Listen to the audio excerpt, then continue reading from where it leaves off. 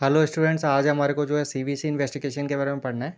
CVC investigation mainly अपन जो है कभी फीवर हो, कोई जॉइंट पेन हो या कोई फैमिली हिस्ट्री है या रेगुलर हार्ट बीट हो रही है, आपके हार्ट बीट प्रॉपर नहीं है, नोज़िया वॉमिटिंग की कंडीशन, इन सभी में आप जो है मेनली सीवीसी का टेस्ट करवाते हैं।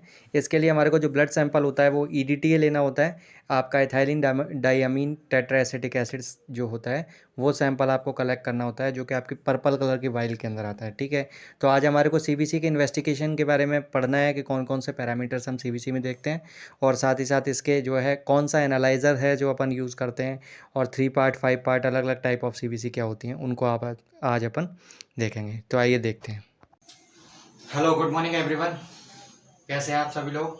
आज का मेरा टॉपिक है हेमेटोलॉजी का एक बहुत ही रूटीन कॉमन टेस्ट, आपका कंप्लीट ब्लड काउंट। ठीक है, ये हमारे डिप्लोमा और बैचलर के जो बैचेस हैं उनके लिए बहुत इंपॉर्टेंट टॉपिक है, और जितने भी हेमेटोलॉजी के लैब्स हैं उनके अंदर सबसे रूटीन टेस्ट अगर कोई कहा जाए तो वो आपका सीबीसी है। ठीक है, कंप्लीट ब्लड काउंट बेसिकली क्या है, आपके ब्लड के जितने भी कंपोनेंट्स हैं उनको आप सेपरेटली काउंट करते हैं और उसका जो है वैल्यू हमारे को फाइंड आउट करना होता है। ठीक है, तो पहले एंशिएंट टाइम में, पुराने टाइम में हम बोलते थे कि जो लेबोरेटरी के टेस्ट थे वो सारे मैनुअल मेथड से किए जाते थे, और मैनुअल मेथड से जो टेस्ट होते थे उसके अंदर हमारे को ब्लड के डिफरेंट कंपोनेंट लाइक आरबीसी है, डब्ल्यूबीसी है, प्लेटलेट है, या फिर आपका पैक सेल वॉल्यूम है, सारी चीज़ें हमारे को मैनुअली कैलकुलेट करनी होती थी। ठीक है, लेकिन जैसे जैसे जो है वर्कलोड जो है बढ़ता गया लेबोरेटरी के अंदर, पेशेंट का वर्कलोड ज़्यादा होता गया, वैसे वैसे मैनुअल वर्किंग जो है वो थोड़ी सी हमारे लिए हेक्टिक थी कि हम जो है इतनी जल्दी से सारे सैंपल्स का रिपोर्टिंग कैसे करें। ठीक है, तो इसके लिए जो है 1947 के अंदर एक साइंटिस्ट थे जिन्होंने ऑटोमेटेड सेल काउंटर जो है एक तैयार किया, जिसके द्वारा क्या था कि सैंपल्स का रिपोर्टिंग बहुत इजीली किया जा सका। और जो है इनका साइंटिस्ट का नाम था वॉलेस एच काउल्टर, और जो इनका सीबीसी का जो मशीन है, कंप्लीट जो आपका कंप्लीट ब्लड काउंट का जो ऑटो एनालाइजर है, वो बेसिकली सेल काउंटर आपके, इनका नाम से ही जो है एक प्रिंसिपल है जिसको इम्पेंडेंस मेथड या काउल्टर प्रिंसिपल के नाम से जानते हैं, जिसके ऊपर ये बेस्ड है, जिस पर ये काम करता है। ठीक है, तो मेनली हमारे को इसका यूज समझ आया कि क्यों हमारे को सेल काउंटर या सीबीसी की नीड पड़ी। तो हम क्या कहेंगे कि मैनुअल मेथड्स या जो आपके ह्यूमन एफर्ट्स हैं उनको रिड्यूस करने के लिए हमने ऑटो एनालाइजर का इस्तेमाल किया। ठीक है, आज का ये वीडियो जो है कॉमन पर्सन्स के लिए, सभी के लिए हो सकता है, बट एक चीज़ का ध्यान रखें कि ये जो है सिर्फ एक एजुकेशनल पर्पज से वीडियो है, इसका कोई क्लिनिकल इंटरप्रिटेशन या फिर आप अपने अकॉर्डिंग जो है क्लिनिकल डायग्नोसिस ना बनाएं। इसके लिए आप डॉक्टर्स का सजेशन लें और उसके अकॉर्डिंग आप ट्रीटमेंट चलाएं, और पेशेंट का जो डायग्नोसिस है वो आपके डॉक्टर्स के बेसिस पर ही किया जाए। ठीक है, ये सिर्फ एक एजुकेशनल पर्पज से आपको बताया जा रहा है, जो कि आपके डीएमएलटी और बीएससीएमएलटी के एग्जाम्स और बाकी जितने भी अदर एग्जाम जहाँ पर आपको हेमेटोलॉजी से रिलेटेड पढ़ना होता है वहाँ पर आपको इसकी नीड होती है। ठीक है, देखिए इसमें जो है मेथड्स, कई सारे मेथड्स हैं जिसके ऊपर ये सीबीसी जो है वर्क करता है। मेनली अपन बोलें तो इसके अंदर एक होता है इलेक्ट्रिकल इम्पेंडेंस मेथड, सबसे जो इम्पोर्टेंट मेथड है वो आपका यही है सेल काउंटर के अंदर, जो आपके आरबीसी डब्ल्यूबीसी के काउंटिंग के लिए। इसके अलावा एक होता है आपका फ्लोरेसेंट फ्लो साइटोमेट्री मेथड। ठीक है, जिसमें फ्लोरेसेंट डाइज वगैरह का इस्तेमाल करके आप जो है मेथड यूज करते हो। इसके अलावा हाइड्रोडायनेमिक फोकसिंग है, लाइट स्कैटरिंग है, और कलरीमेटिक मेथड है, जिसके द्वारा आप क्या करते हो, अलग अलग ये जितने भी मेथड्स हैं उनके द्वारा आप क्या करते हो, मेनली जो है इनका जितने भी सेल्स हैं उनका हम क्या करते हैं, काउंटिंग करते हैं। ठीक है, मेनली अगर सीबीसी के सेल काउंटर में देखें तो इस तरीके से 3 चैम्बर्स आपके प्रेजेंट है। एक चैम्बर है जिसके अंदर सेल काउंटिंग के लिए आरबीसी डब्ल्यूबीसी वगैरह जो है, मेनली आरबीसी और प्लेटलेट का काउंट जो है वो ये वाला चैम्बर करता है। ठीक है, आरबीसी का काउंट और आपका प्लेटलेट का काउंट। डब्ल्यूबीसी को काउंट करने के लिए आपके डिफरेंशियल चैम्बर है, जिसके अंदर आप डब्ल्यूबीसी में डिफरेंट टाइप ऑफ डब्ल्यूबीसी को कैलकुलेट कर सकते हैं। और एक आता है आपका हीमोग्लोबिन का।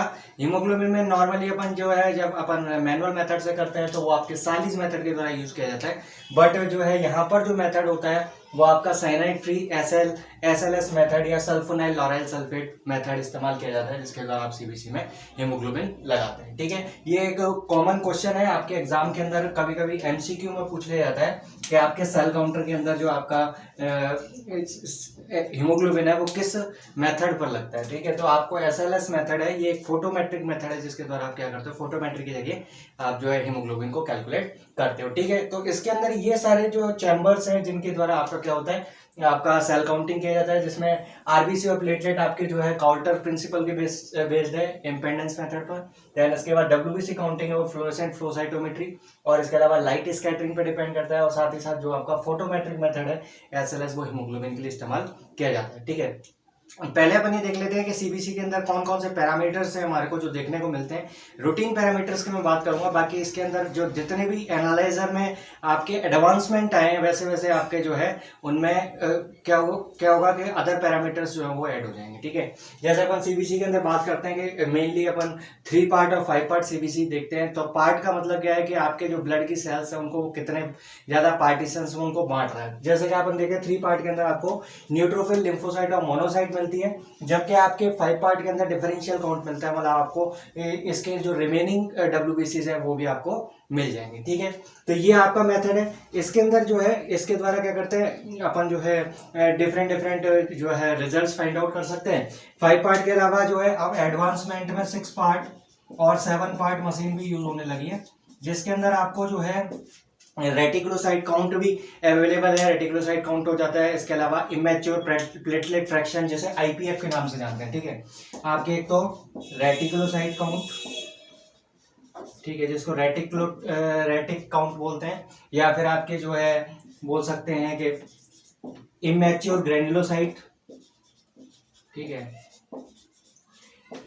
Immature granulocyte. इसके अलावा इमेच्योर प्लेटलेट फ्रैक्शन जो है, ठीक है, इमेच्योर प्लेटलेट फ्रैक्शन।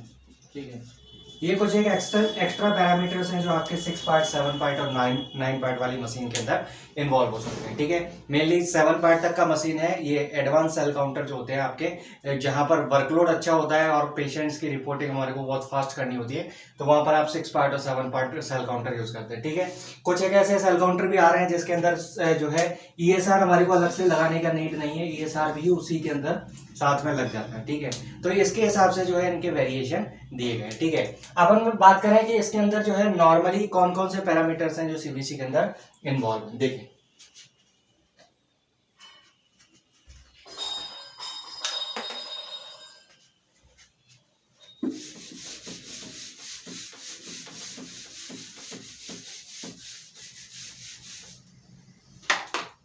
इसके अंदर देखिए नॉर्मल जो है आप सीबीसी की रिपोर्ट में देखेंगे कि आपको आरबीसी काउंट मिलता है। डब्ल्यूबीसी के अंदर आपको डिफरेंशियल डब्ल्यूबीसी काउंट आपको मिल जाता है, लाइक न्यूट्रोफिल है, आपके बेसोफिल है, इओसिनोफिल है, लिम्फोसाइट है, मोनोसाइट है, अलग अलग टाइप के आपको मिलेंगे। साथ में आपको नॉर्मल रेंज उसमें दिया होता है। देन इसके बाद इसके अलावा आपको प्लेटलेट दिया होता है। ठीक है, इसके अलावा आपको हिमेटोक्रिट का वैल्यू दिया होता है। ठीक है, हिमेटोक्रिट बेसिकली क्या है, आपका पीसीबी है, पैक्ड सेल वॉल्यूम। ठीक है, इसके अलावा आपको हीमोग्लोबिन दिया होता है कि हीमोग्लोबिन कितना है। इसके अलावा रेड सेल इंडिसेस मिलता है। ठीक है, रेड सेल इंडिसेस। ठीक है, मैं इस पर जो है ऑलरेडी वीडियो बना चुका हूँ, तो आप रेड सेल इंडिसेस कैसे कैलकुलेट करते हैं वो आप लोग जो है उस वीडियो के अंदर देख सकते हैं। Red cell indices MCV, MCH और एमसीएच। ठीक है, तो ये भी आपको सीबीसी रिपोर्ट के अंदर देखने को मिलेंगे, एमसीबी, एमसीएच और एमसीएचसी। ये बेसिकली इनका जो हीमोग्लोबिन का कंसंट्रेशन और आरबीसी का जो काउंट है उनके बेसिस पर इनका जो एमसीबी, एमसीएच और एमसीएचसी है वो अफेक्टेड होता है। उनके जो आप कैलकुलेशन फार्मूले के जरिए आप इसको निकाल सकते हैं। ठीक है, और ये आपके जो है मेनली एनीमिया को डायग्नोस करने के लिए बहुत इंपॉर्टेंट पैरामीटर्स हैं। इसके द्वारा क्या होता है कि आप माइक्रोसिटिक या फिर मैक्रोसिटिक जितने भी टाइप के एनीमिया होते हैं उनको आप डायग्नोस कर सकते हैं। ठीक है, और इसके अंदर कुछ जो है आपको एक्स्ट्रा पैरामीटर क्या मिलते हैं अपन बोले तो इसके अंदर एक तो आरडीडब्ल्यू होता है। ठीक है, आरडीडब्ल्यू का मतलब होता है रेड सेल डिस्ट्रीब्यूशन विड्थ, और इसके अलावा जो है एक होता है पीडीडब्ल्यू यानी प्लेटलेट डिस्ट्रीब्यूशन विड्थ। ठीक है, ये कुछ एक पैरामीटर्स हैं जो आपके सीबीसी की जो रिपोर्ट है उसके अंदर देखने को मिलते हैं। अगर इसमें 5 पार्ट एनालाइजर होगा तो डब्ल्यूबीसी का पूरा वेरिएशन काउंट आपको मिल जाएगा, नहीं तो आपको जो है मिक्स्ड काउंट देखने को मिलेगा। ठीक है, तो ये एक जनरल है। मैं आपको आगे की स्लाइड में जो है रिपोर्ट भी दिखा दूंगा कि सीबीसी का कैसा रिपोर्ट होता है और जो है उसमें कौन कौन से पैरामीटर्स आपको देखने को मिलते हैं। ठीक है, जितना एडवांस एनालाइजर होगा उसके अंदर ये सारे जो पैरामीटर्स हैं वो एक्स्ट्रा में ऐड होकर के आ जाएंगे, बट रूटीन सीबीसी के अंदर आपको 3 पार्ट और 5 पार्ट में यही आपको पैरामीटर देखने को मिलेंगे। ठीक है, अब बात करते हैं कि प्रिंसिपल की, कि इनका प्रिंसिपल किस पे बेस्ड है। मैं आपको एक इलेक्ट्रिकल इंपेंडेंस वाला मेथड है वो बता देता हूँ। बाकी टॉपिक्स जो है आपके फ्लो साइटोमेट्री, हाइड्रोडायनेमिक फोकसिंग, आपके लाइट स्कैटरिंग, कलरीमेट्रिक मेथड, इनके लिए अपन अलग से सेपरेटली कोई वीडियो के अंदर अपन पढ़ लेंगे, ठीक है। सबसे पहले इलेक्ट्रिकल इंपेंडेंस मेथड जो है वो क्या है, जिसको आप काउल्टर प्रिंसिपल के नाम से भी जानते हैं। वो काउल्टर प्रिंसिपल क्या है देखिए। इसके अंदर क्या होता है कि जैसे आपका सीबीसी का जो चैम्बर होता है उसके अंदर आपको एक ट्यूब लाइक स्ट्रक्चर होती है। इसके अंदर ये आपका एस्पिरेशन पार्ट है जहां से आपको क्या करना होता है, सैंपल एस्पिरेट कराना होता है, ठीक है। तो इनके अंदर क्या होगा कि एक जो है इलेक्ट्रिक सर्किट बनाया जाता है, और इसके अंदर जो चार्ज पार्टिकल, जो आपके जो पार्टिकल्स हैं, जब इससे पास होते हैं तो इसकी जो है क्या होता है कि जो इलेक्ट्रिसिटी जो कंटिन्यूसली फ्लो हो रही है उसके अंदर एक रेजिस्टेंस डेवलप हो जाता है, ठीक है। और जो डिस्टर्बेंस आपका क्रिएट हो रहा है उसकी वजह से क्या होगी, उसकी जो ये एक आइसोटोनिक सॉल्यूशन है डाइल्यूटेड सैंपल का, तो इसके अंदर क्या होगा कि आपको डिस्टर्बेंस देखने को मिलेगा। डाइल्यूटेड सैंपल बोल सकते हैं यहाँ पर, जो क्या नाम से डाइल्यूटेड सैंपल, आपका डाइल्यूएंट जो होता है जिसके साथ आप मिक्स करते हैं वो होता है, ठीक है।